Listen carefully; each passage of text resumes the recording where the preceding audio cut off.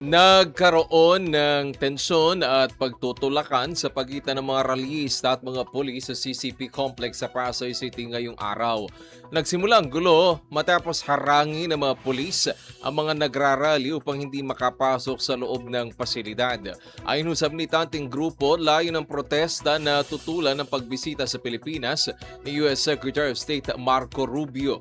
Damay din dito ang panukalang daan-daang ektaryang Pax Silica Project na iniuugnay nila sa Estados Unidos.